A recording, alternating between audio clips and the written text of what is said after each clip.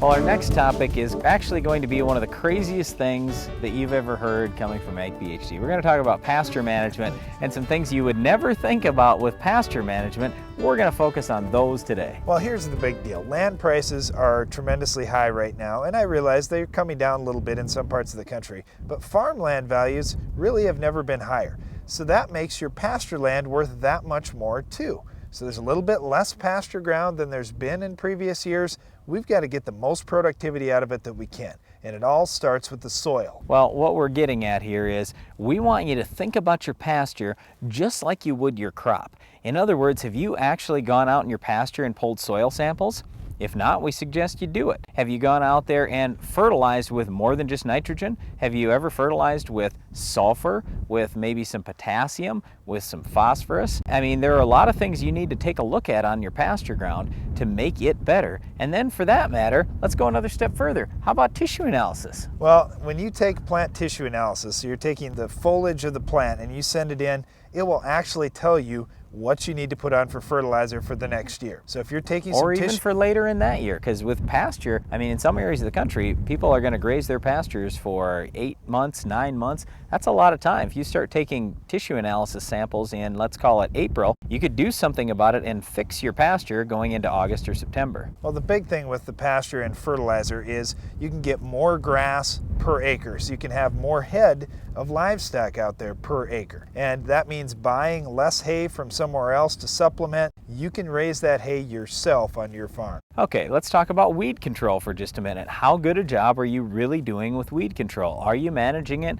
like your crop ground? Are you spraying multiple times a year? If there are any weeds out there, are you making sure they're under control? Do you have long-term residual products? Well, especially with some of the tough perennial weeds, there are great products out there on the market now that are very safe for livestock. You can graze that ground shortly after you're done spraying. They're also safer for the environment than they've ever been before. So if you haven't been controlling the weeds very well on your pasture, you need to do so, because every pound of weeds that grow out there is at least 1 pound, if not more, of actual hay that you could have had. Yeah, and we do have some newer pasture products. Milestone in particular is just fantastic on thistles. You've got a lot of good options in pastures. We just want to make sure you're controlling those weeds out there. Then let's talk about insects. Have you ever sprayed your pasture for insects? Well, this one is really neat because insecticides have come way, way down in price in previous years. And I know it seems a little bit far-fetched, but think about it. When you've got livestock out in the pasture, you are concerned about insects,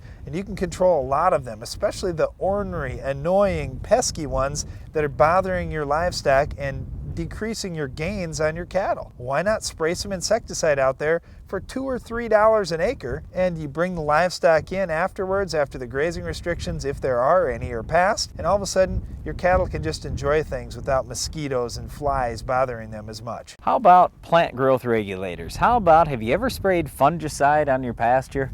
Well, I don't know about the fungicide, Brian. Well, why not? But seriously, has anybody ever even experimented with it? Well, if you've got some leaf disease issues in your pasture, and I know in lawns this happens all the time, there's some rust that shows up or some different kind of disease on the grass. It's no big deal in your lawn if you're not out walking through it, but out in your pasture, your cattle are eating this all the time. Do you really want them to eat disease?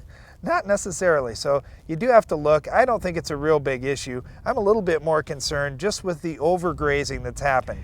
As pasture land has decreased, as values of hay and other things, other feed stocks have gone up, there's been too much overgrazing. But it just all depends on how you manage it. If you have rotational grazing, if you fence off your pasture and you keep moving those cows around every couple of days, you can get a lot more production out of that pasture overall. We've seen a lot of people very successfully do this. I know that it's work, but if you can get that much more grass, and also when you keep that grass a little taller and a little healthier, you know what? You have fewer weed problems, you have fewer disease problems, fewer insect problems. You want to do the very best you can with what you've got, and rotational grazing is a way to do that. Well, we may have shocked you today with some of our pasture ideas, well, and there are many of them. We probably did shock you, but this is one of the reasons why we do our show. It's not necessarily that you're going to go out and do every one of these things, but at least hopefully we've got you thinking a little more about your pasture.